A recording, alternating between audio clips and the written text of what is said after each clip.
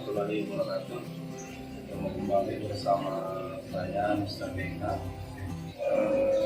Pagi ini saya akan memberikan sedikit pengetahuan saya, di mana banyak dari para pecinta ikan koi menanyakan jenis pakan-pakan apa aja yang bagus diberikan terhadap ikan yang masih kecil, ikan yang masih dalam proses pertumbuhan, mulai dari sejak ditetaskan dari indukannya.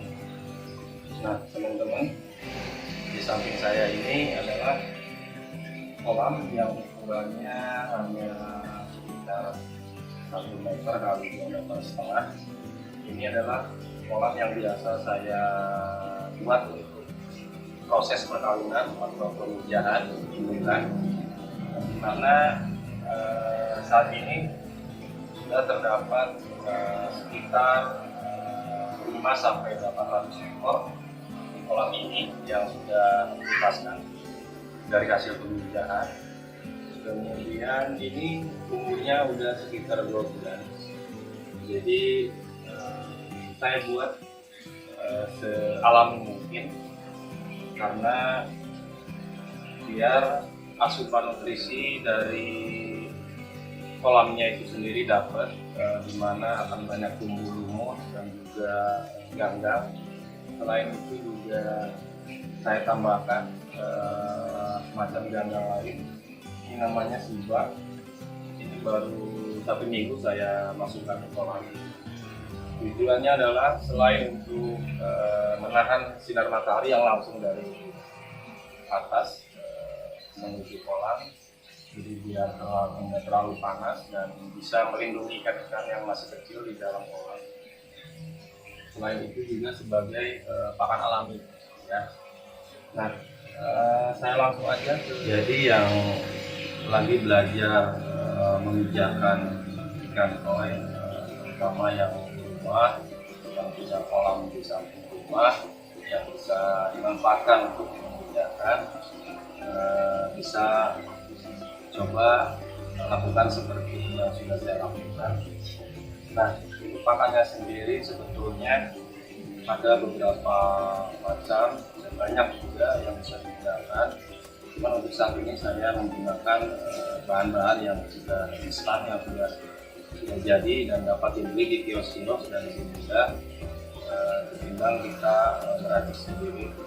Kemudian ada alternatif lain dari beberapa rekanan, itu menggunakan telur, tapi saya tidak menyarankan untuk memberikan pakan menggunakan kuning telur, terutama untuk bayam yang baru menetas, karena kuning telur kurang bagus menurut saya.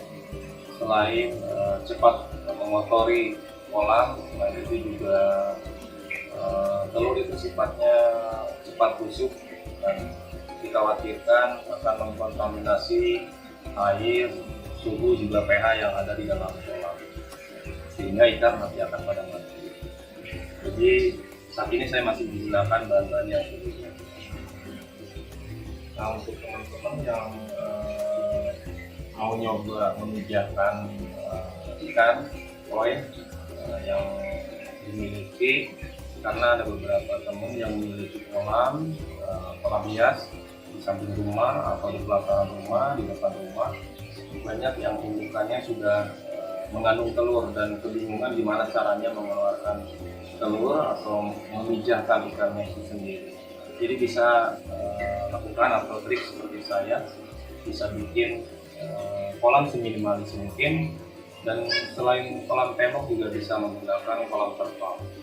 Cuman mungkin untuk kolam terpal ada beberapa step yang harus diperhatikan, karena beda kontur bahan sama lokasinya. Nah, selain itu, kalau saya lihat, kalau kita pijahkan ikan di dalam kolam tembok semacam yang saya lakukan saat ini, ikan selalu terlihat sehat dan perkembangannya sangat bagus. Kemudian kemudian sangat sedikit sekali ikan yang mati.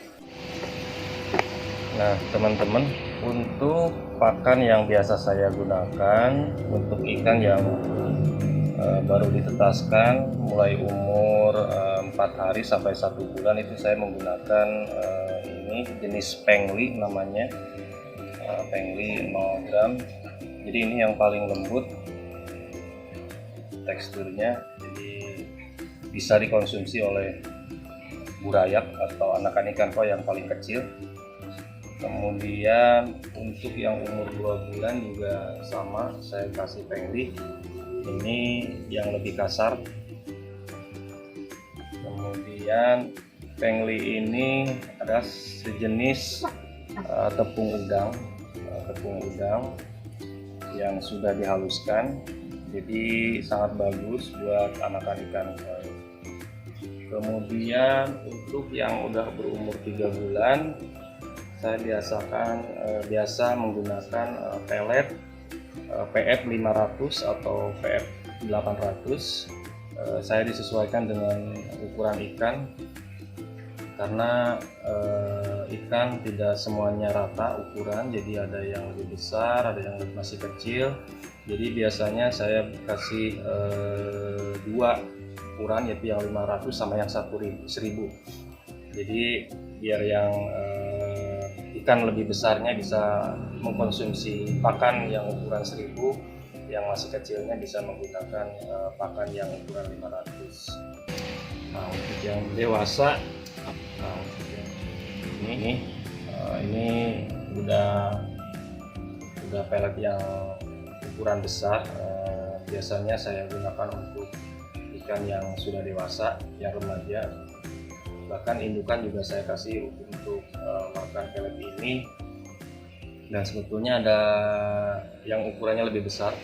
Saya contoh dari peternak dan koi Blitar, dan koi Sukabumi, Cianjur, dan yang lainnya.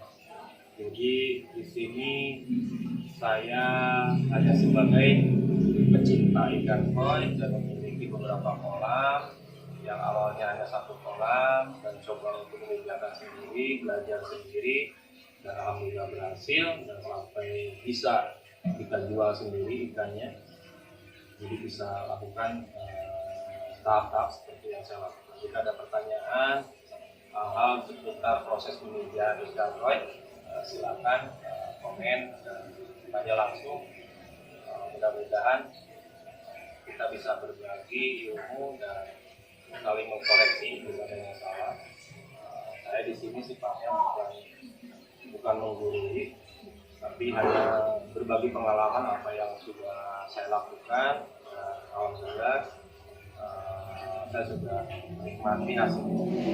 Itu aja untuk video hari ini, semoga bermanfaat dan membantu. Terima kasih. Wassalamualaikum warahmatullahi wabarakatuh.